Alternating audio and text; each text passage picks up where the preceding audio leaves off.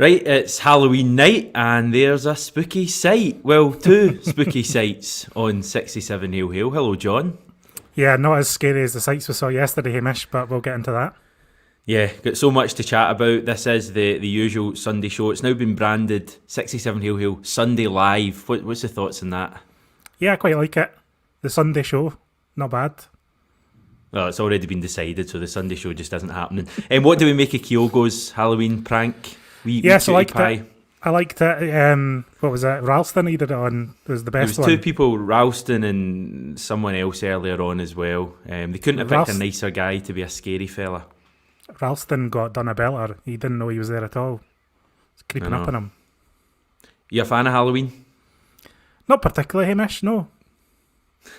Which Scottish town celebrates Halloween on a different day to the rest of the planet? I have no idea, Hamish. Does anyone watching this have any idea? They celebrate it on the Friday prior to the 31st for unbeknown reasons. Kilmarnock is the answer. So there's a wee bit of trivia for anyone watching. Let's move topic to Celtic then. We've got so much to chat about. Disappointing afternoon yesterday against Livingston. More dropped points. What was your kind of take on the overall game? Yeah, the game was undoubtedly frustrating. And I think it was frustrating almost from the off, really. I thought in the initial stages Celtic had a decent tempo.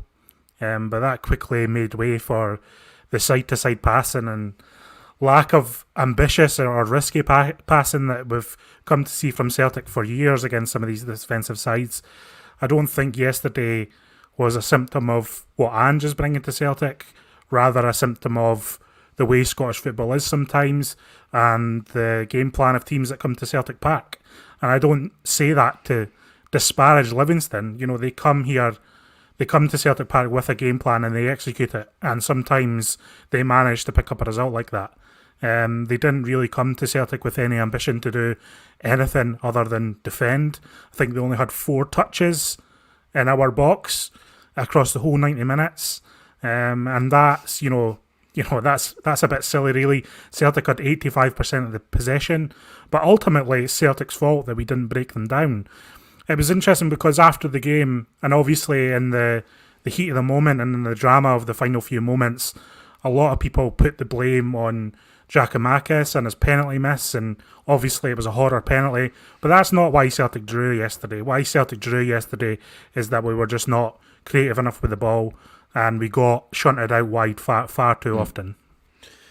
Yeah, I said that walking out of the game yesterday that I felt that if we'd have won the game with that last minute penalty, we'd have been delighted, we'd have taken it, we'd have moved on, but I don't think we would really have deserved to win that game based on the way the game went, and we didn't create enough for me to win that game at all. Livingston defended comfortably. What do we think Ange made of that yesterday? Because Ange, when we were finding out all about Ange months ago during the summer, the one thing that kept coming out was that he wants to entertain his teams. He wants them to be entertaining. He wants people to come and watch them and be entertained. And I think to a large extent that's been the case so far. I think there's certainly been really entertaining games watching Ange's Celtic.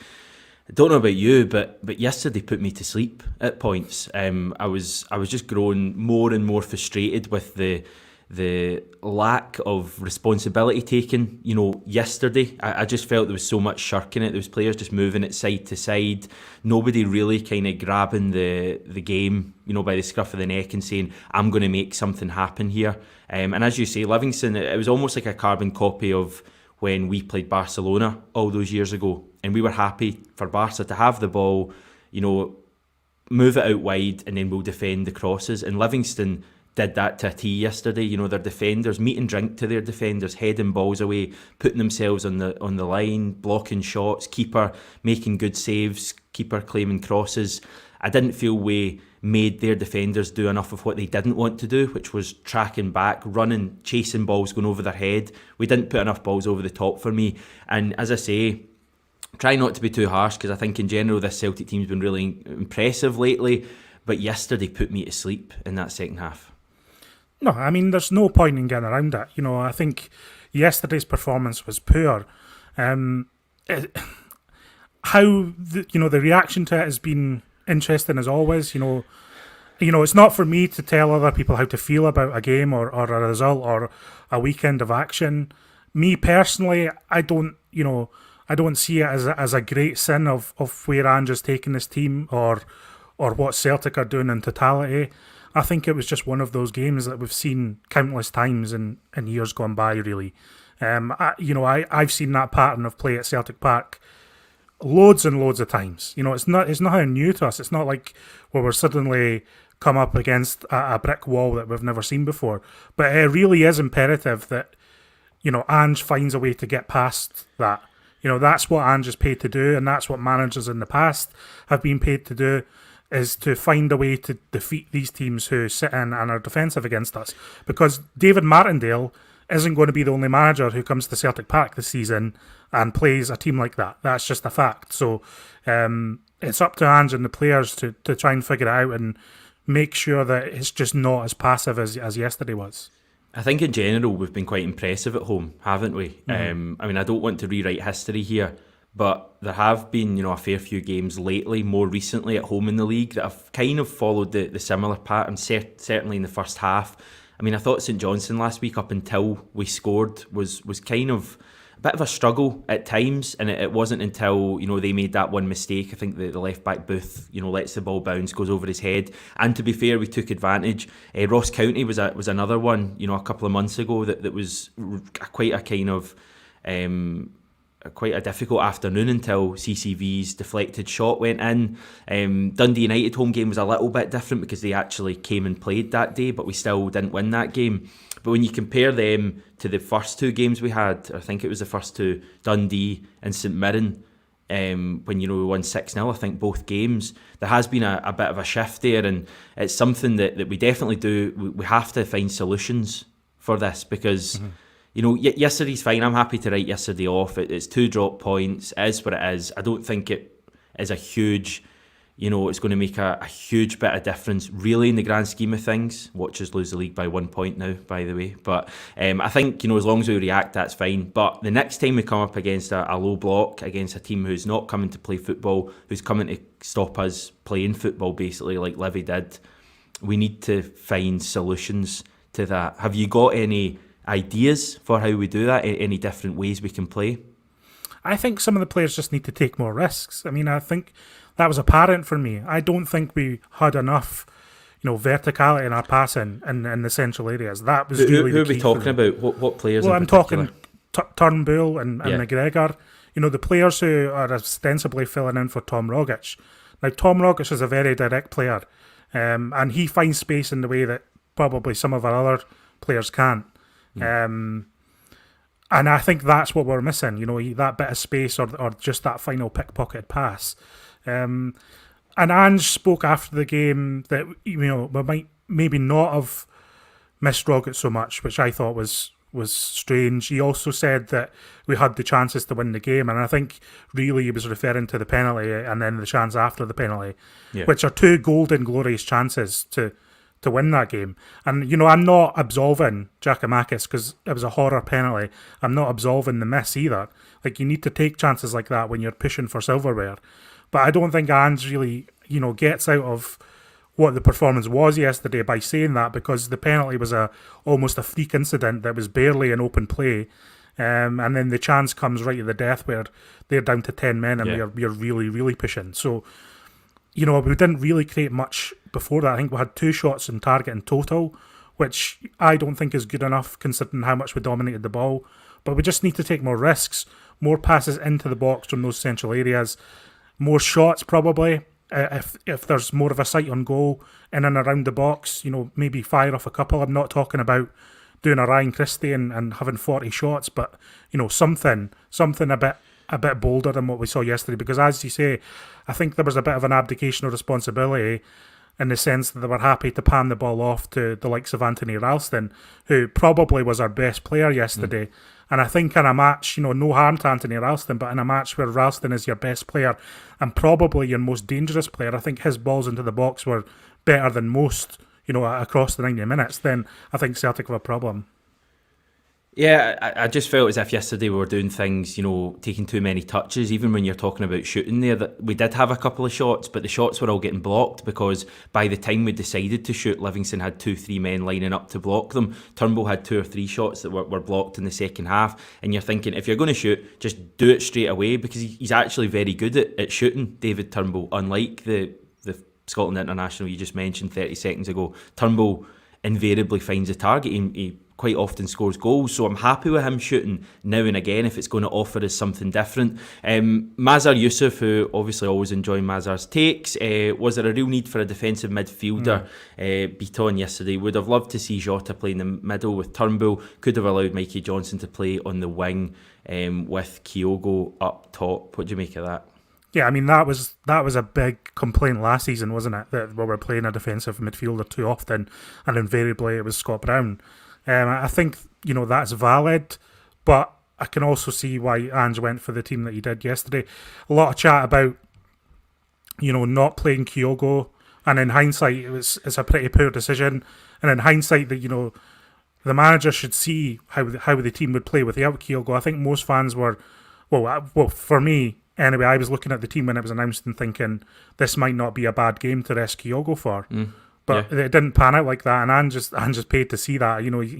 He's paid to have the foresight to see that. Do you think starting Kyogo up top yesterday changes the game? Do you think we win that if Kyogo's up top from the start? Because I personally don't.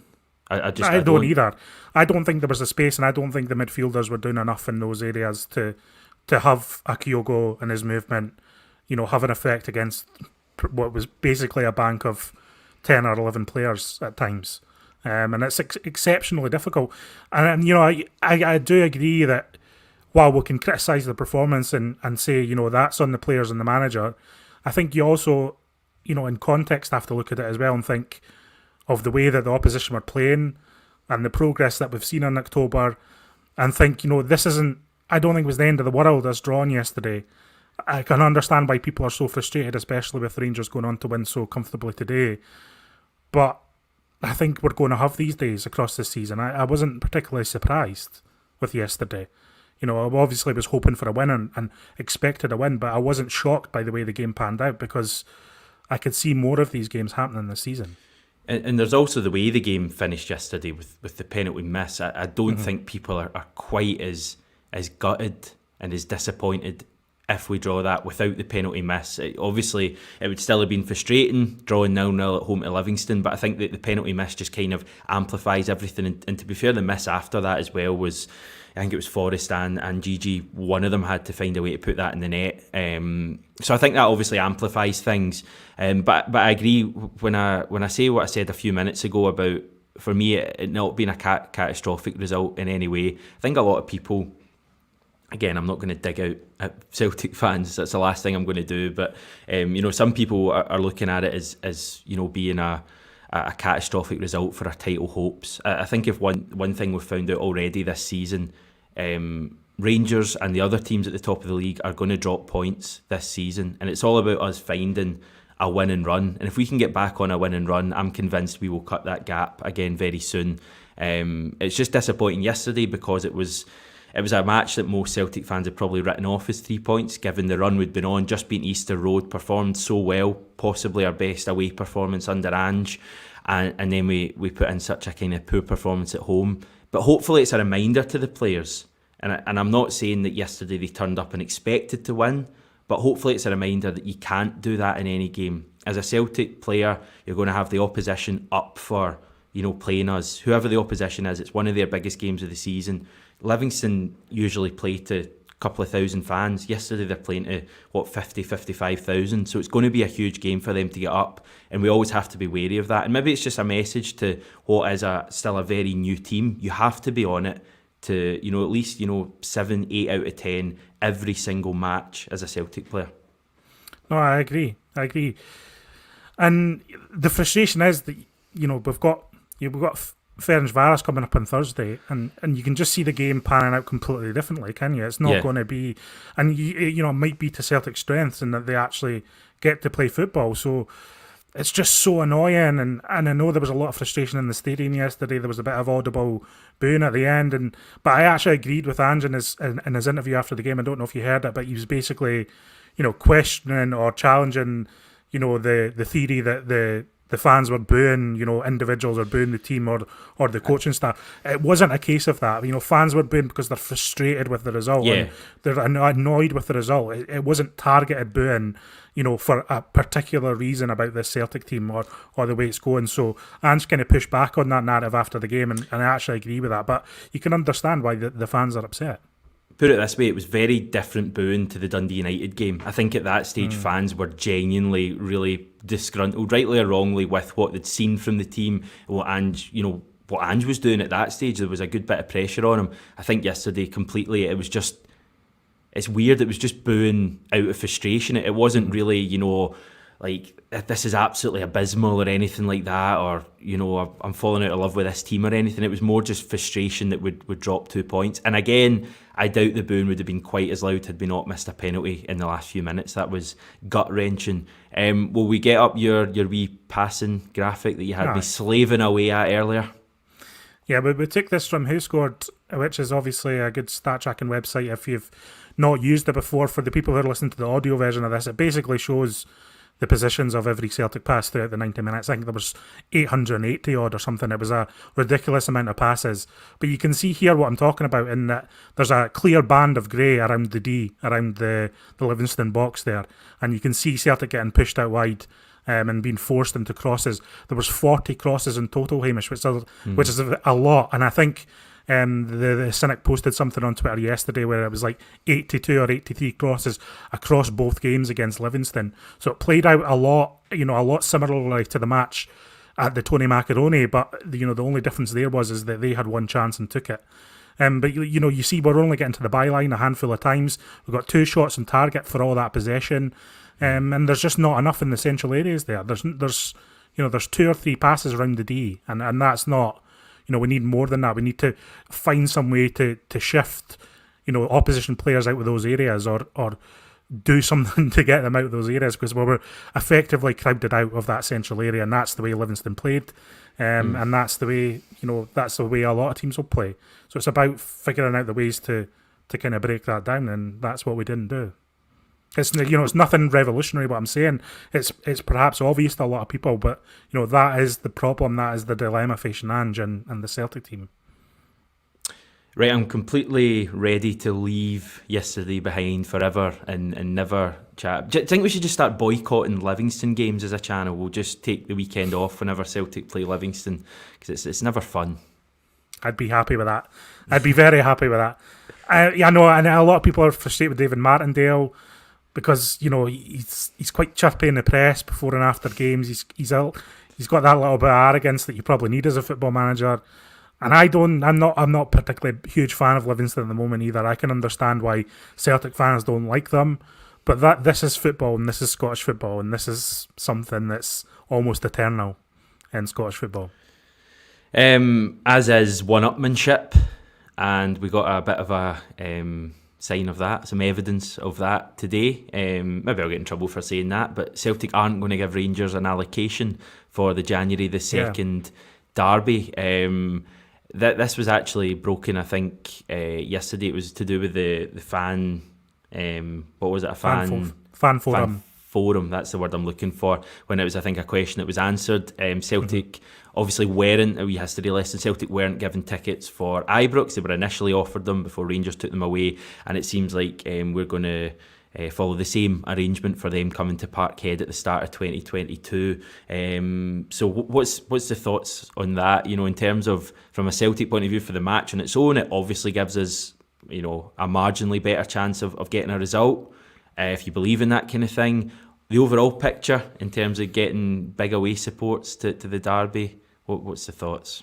Yeah, there's not lines there though, is there, Hamish? Yeah. No, but seriously though, this was basically the only thing Celtic could have done, and it's the right move. You can't have Rangers refusing us tickets and then us turning round and giving them tickets and essentially giving them a derby advantage in some way, in the sense that we had no allies at Ibrox in the first derby, and even a small band of 800 is still something for kind of them to hang on to if they're playing us at Celtic Park in a New Year's derby. So no, stuff them. It's the right move. Celtic have made the right call. And what it means for the future of the derby is uncertain.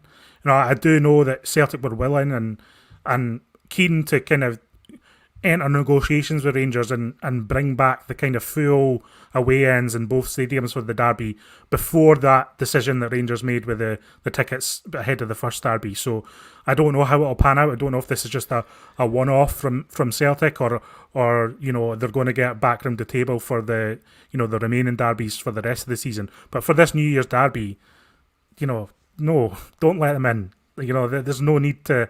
I know that there was a bit of you can consider Celtic's options and think, well, they might do this and they might do that, but ultimately, it would be a terrible way to kind of treat the supporters, I would say, if you allowed Rangers fans into this specific game.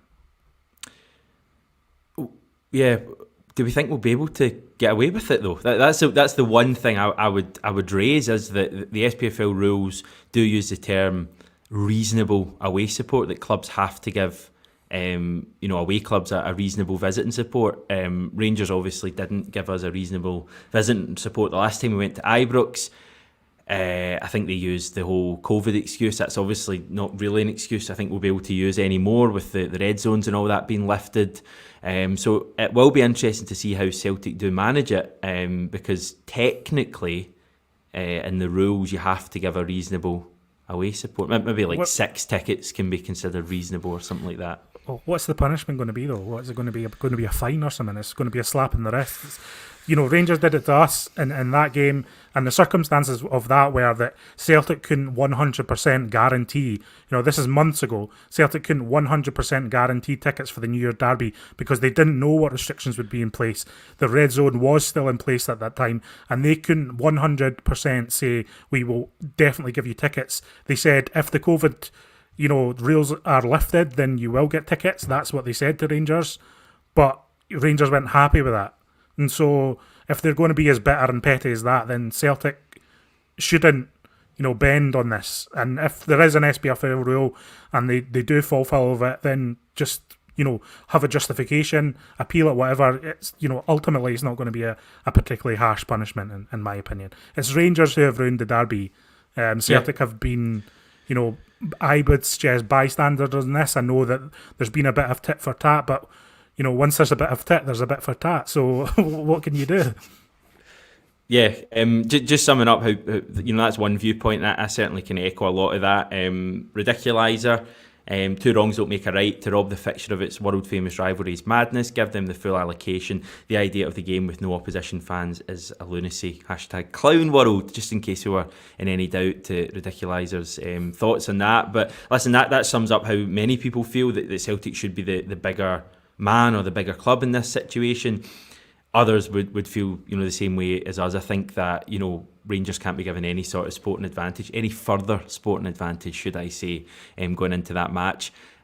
I don't know how I feel about a derby game at Celtic Park with no away fans. It feels weird, but if Celtic get the win, I don't think any of us will care at all. Celtic did get the win earlier today against Rangers in the SWPL Cup, so that was good stuff. Nice to get one over the old rivals on any given Sunday. Yeah, it's interesting. It kind of follows a trend of Celtic having decent success against Rangers. Obviously, they finished ahead of Rangers in the SWPL 1 table last year and qualified for the Women's Champions League. And again, that's the aim this year. There's kind of, if you're not aware of the women's game, I know some people aren't, but if you're not aware, there's over the last couple of years, there's been essentially 3 teams in the league who have a genuine shot of winning it. And that's Glasgow City, who have continued their dominance and ultimately come out on top. And then you've got kind of Rangers and Celtic chasing them. Last season, Celtic were kind of seen as the third wheel in that. And that kind of rankled with Fran Alonso and his team, and they used that as motivation to finish second ahead of Rangers. And this season, Rangers are top after the first 7 or so games, I think. Celtic are 2 points behind, but this was a cup game, played away from home. And, Celtic got the close-fought 1-0 win that they need. They go into the semi-final. I think it's Hibernian, Spartans and Glasgow City in the semi-final. The draw for that's tomorrow. And I think this Celtic team under Fran Alonso have a real shot at a trophy and some silverware this season. I've watched them a lot over the last 12 months, and what they have in abundance is a real determination and spirit. And, they really fight for everything, and it's actually quite entertaining to watch. I really enjoyed the title run-in last season. I really enjoyed watching them going for that. There was a point where it looked like they could genuinely win the thing. And it was thrilling to watch. Alonso's doing a great job there. The women's team, full of spirit, full of character, and hopefully they win something this season, whether it's league or a cup.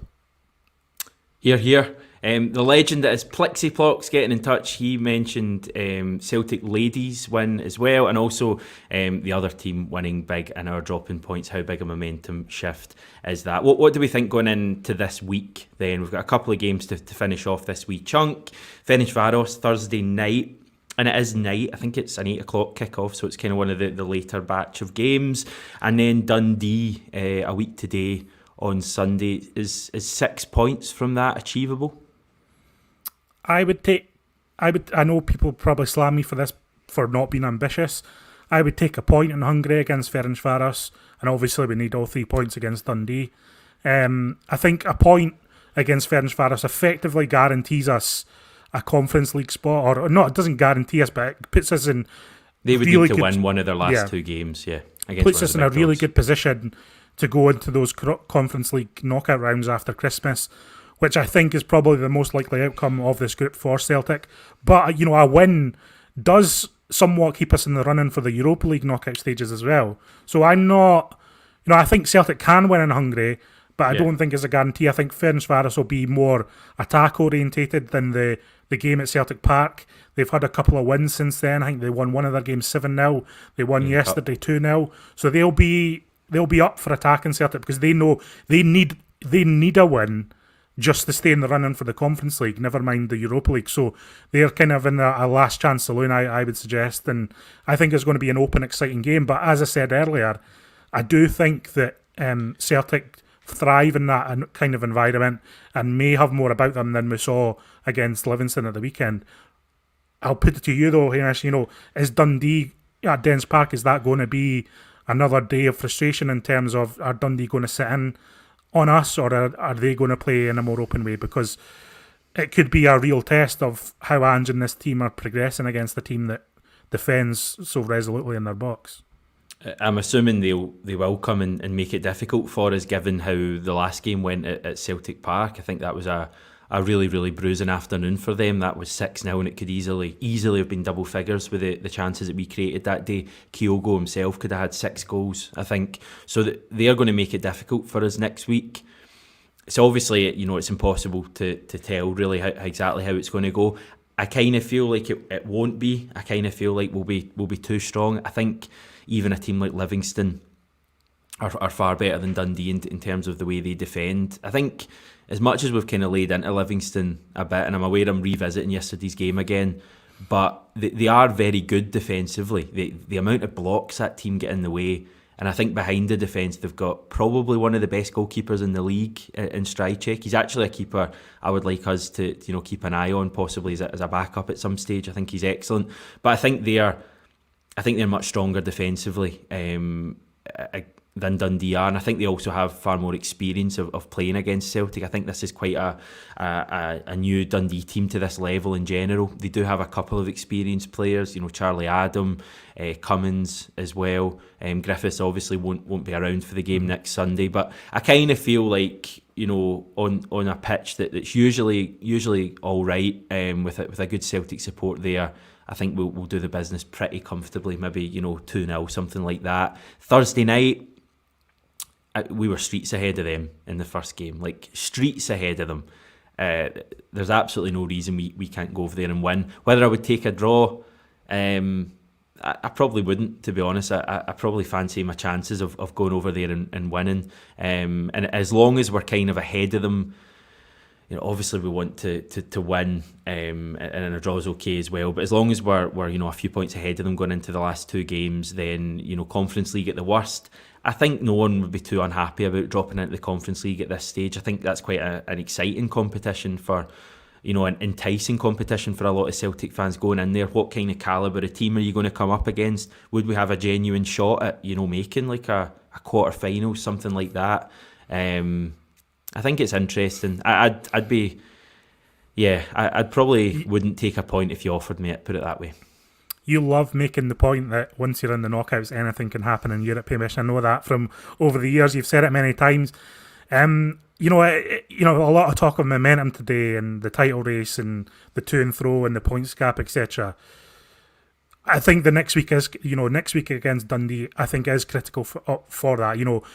If we don't win against Dundee, then there is a bit of concern there because it feels like we're back to square one a little bit, and I think that's why yesterday was important too, because we need to win our home games because the away games are trickier sometimes. But if you think back to the kind of before the last international break, if we go into this international break with a draw or a win against Ferencváros and a win against Dundee, I think we're in a decent place, and you can see the improvement from the last international break to this one, and then we can see what happens when we return, and you hope that everyone returns fit and ready to go.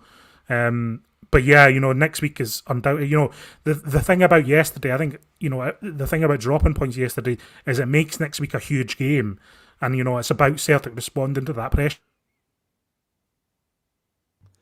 I think we've lost John, everyone. We're going to say goodbye if that's the case then. I was just checking whether it was my connection had dropped or John's. But thanks everyone for tuning into this video anyway. We do appreciate all the support. Remember to subscribe to the channel if you've not done it yet. And we'll speak to you very soon. Take care everyone, and hail hail.